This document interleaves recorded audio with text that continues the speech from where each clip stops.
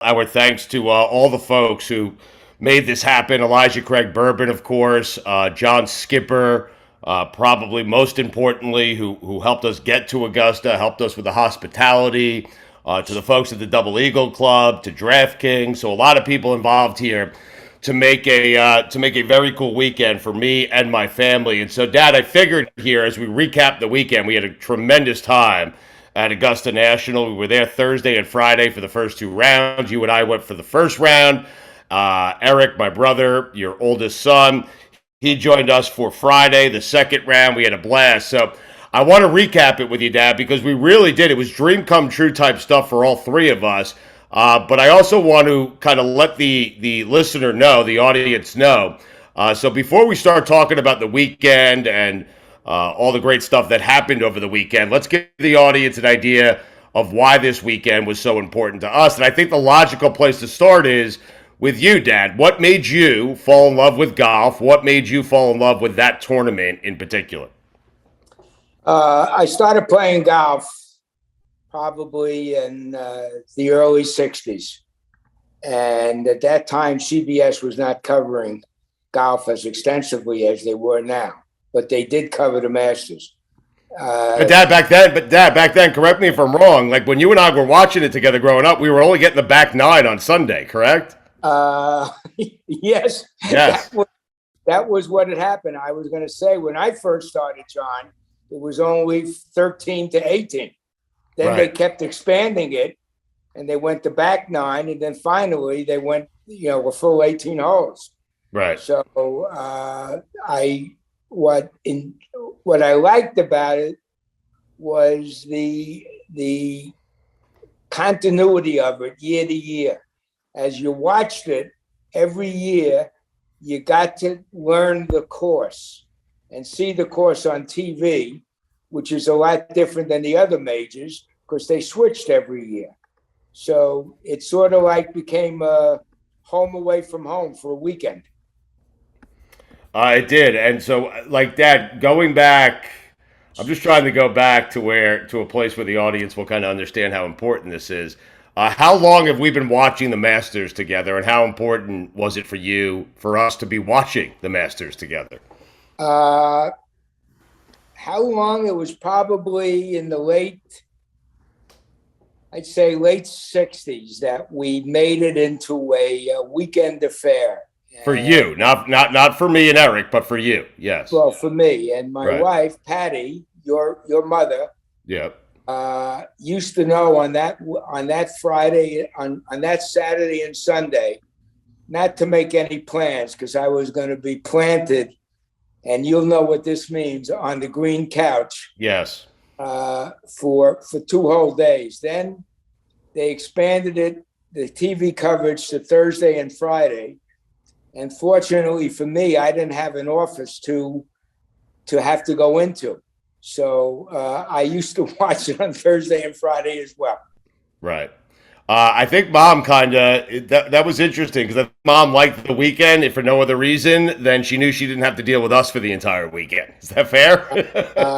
Well, that's for sure. And I think she also, because you guys were teenagers, you're only 5 years apart or 4 years apart. And you were, teenagers being teenagers, it was hard to get us all together. You guys were running around doing your thing.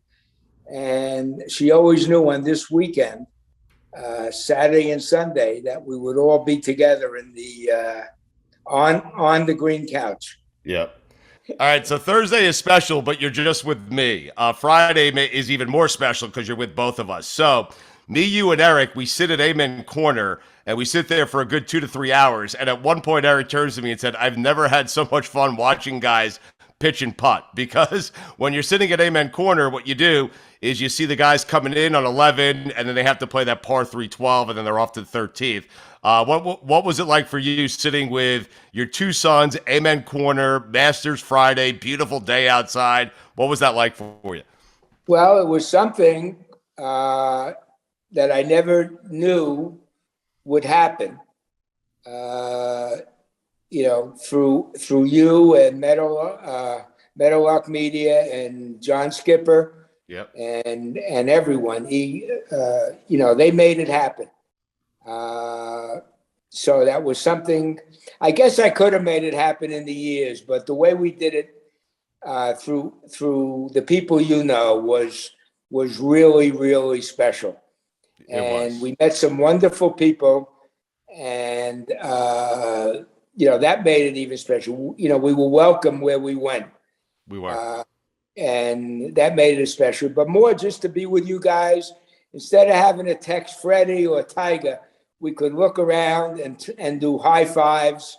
And the comment about Spieth, and then 5 minutes later, Eric has said it. 5 minutes later, he's hitting two in the water. Not for him, but it couldn't get any better for us. But for Jordan on that particular hole, it wasn't that good. That I could sit here and tell you that had I been there by myself or with a friend or even just with Eric, my brother, what made it special for me, and I got goosebumps like multiple times, was sitting there with you and my brother at Amen Corner. Like that made it a million times. It made it a million times better. Absolutely. I know it was for all of us, and we said it.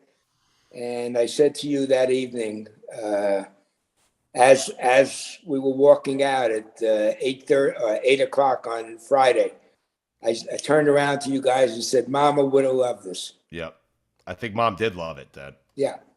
I think she's sitting in heaven with a smile on her face still right now, as we record this. So that was fun, Amen Corner. And then we went over to 15-16. So to give people an idea, there's a spot on that course, and we learned that was the best spot to sit on the entire course. And you just let the groups come to you. The beautiful thing about Augusta is you don't have your phone. Okay, that's number one. Number two is you're not even sure how good Tiger's doing because he wasn't up on the leaderboard, and you don't care how he's doing. All you know is that he's coming, he's coming to the hole, right? He's coming to the hole that you're sitting at. So to give people an idea, you can sit on the 16th tee box, which is that par 3. You see all the guys coming in from 15, that shot we were just talking about, that really difficult shot a lot of guys laid up. And then they walk over, I don't know, maybe 15 feet, Dad, to the 16th tee box, it's right? About, the green is there, and then they walk over, maybe it's 20 yards. So that Friday pin placement is great because it just kind of funnels down into a bowl. If you hit it correctly, you're going to be close because the ball's going to move. We saw one that was very correct. We saw Stewart Sink's hole-in-one, which was a thrill for all three of us. That was amazing. By the way, John, do you know that Stewart Sink's, his son was carrying his bag that day? Yeah. Did you know it was his son's birthday? No, absolutely didn't. No, but I heard his son was carrying the bag. So his son was on the bag, Stewart Sink's son, and I think Stewart won a U.S. Open or a player, so he's a major champion. He won a couple of championships. Right, but all the major champions there, they get love that no one else gets there. Like especially if you've won the Masters. I mean, Danny Willett was getting standing ovations. That Danny Willett, okay, like he was getting a standing.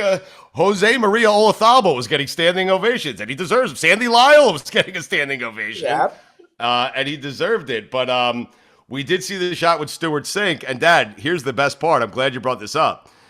His son's on the bag. It's his son's birthday. His son was kind of walking ahead of him, was 10 yards ahead of him. Then his son realizes the ball goes in the hole. He walks back. He runs back to his dad. They give him a hug, and Stewart says, "Happy birthday, kid." How great is that? I didn't know. Yeah, that I didn't know. Great. But I enjoyed watching his fellow competitors, when he did that. Yes. They were, the camaraderie between all of them was fantastic. And one other thing I noticed on the course, which you don't see on TV, is how often they talk to each other. All the time. The players, while they're walking down the fairway. Yeah. You don't see that often on TV. Nonstop. They do it nonstop. It's very cool. Which spot did you like better, Amen Corner or that 15, 16 kind of 16 tee box, 15 I the players? 15, 16 better because pretty cool. We were right up close on the tee box in 16. Right. So you could see them come in. You could see the expression on their face. You could see how they prepared for the shot, how they were standing there with their caddies checking out the pin placement. And by the way, right after Sink, we saw Woods come up, and he almost had a hole in one. Oh my God, Dad! I will tell you on 15 and 16, I think that's where he kind of lost the tournament, lost some momentum. Listen, he finished the tournament, so that's a good thing for golf. But he was within, I don't know. I mean, you tell me. I think he had a 6-footer for birdie on 15, and he had to be within 10 feet on 16 for birdie, and he missed both those putts by inches. I'm talking like an inch. Yeah, I think the ball he makes both of those, Dad. It's a totally different story with Tiger. I think the ball may have rolled. We couldn't see it exactly. It had to be no more than 6 inches coming down that hill from the right towards the water, which they know where to hit on that hole. They know to hit it exactly, and then it hopefully rolls down, and Stewart's Sink's case rolled right in. I know, Jack. That was something to see. It was great, Dad. We saw a hole in one at the Masters. I mean, who's better than us? Nobody is the answer. But Dad, I know. Listen, I know you love Jack, and we all love Phil, our family. I think Jack's your favorite golfer. I think Phil would be in that discussion. Tiger is certainly in that discussion. I think Tiger is my favorite golfer of all time. But how cool was it for you just to see Tiger that close? Dad, we were 5 feet away from Tiger Woods, who was trying to charge, get himself into the tournament. But just to see him at Augusta on the 16th hole, that was so cool, man. No, we were so close to him. Yes, and Dad, you could feel it coming, and not only can you feel it coming, you could hear it coming. Well, you could hear it coming, and we're sitting in the stands, and people in anticipation of it. Maybe he's up 2 holes behind, so he's on 13. Right. And then all of a sudden, the stands start filling up. Yeah.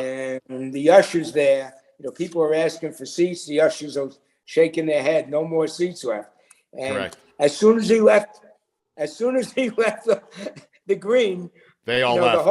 The whole grandstand emptied out. Right. And, they're probably going to follow him on 17 or 18, and that's something we didn't choose to do. We went elsewhere after that. Well, I think we stayed at 16 and followed Scotty Scheffler up. And I think I told you at one point, Scotty Scheffler is going to win this tournament. He's the best player in the world. I remember telling you that at Amen Corner. Just to give people an idea, Dad, when we sat down at those bleachers on 16, it was fairly empty because Tiger was still about 8 holes away from getting to us. There was no one there. You could pick any seat you wanted and you'd be fine.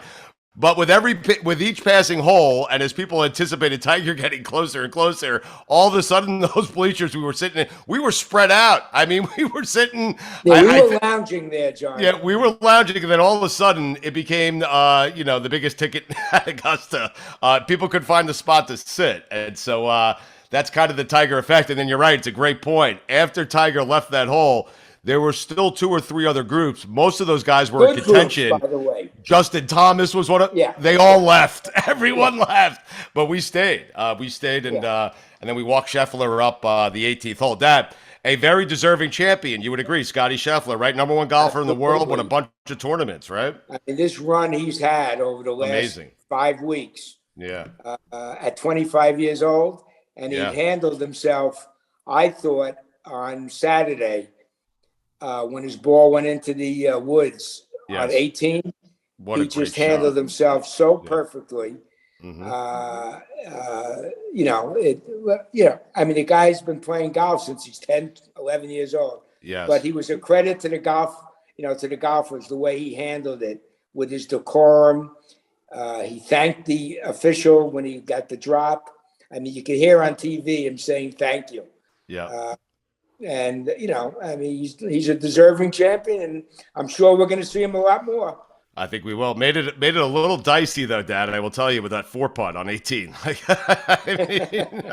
But he knew he had the tournament in the bag, so he was fine. The tournament was in hand. Yeah. But, the tournament, in my mind, was in hand when Cam Smith went into the water. Agreed. On 12, that was it. And Cam Smith. But Rory tried to make a run there, Dad. He did. Absolutely, it was great to see him doing it. And what a great moment! Did you see that Rory out of the sand on 18, and then Morikawa out of the sand? The very next shot at 18, the crowd finally settles down from Rory, and then Morikawa does the exact same thing. I mean, that's unbelievable. And they both went to each other, and they high-fived and hugged each other, which was that was great. That was great. We saw it on TV, but I'm sure it was even more exciting in person. No doubt about it. Listen, I'm so happy we got to experience that. My gut tells me we'll try to do it again. I know I want to do it again. And I am telling you, Dad, there's no way it would have been a good time. It would not have been the time that it was if I didn't do it with you. So Well, thank you. I'm glad that I was able to be with you for the first time for all of us. It was special, especially after the year we just gone through. Yeah. So that made it extra special.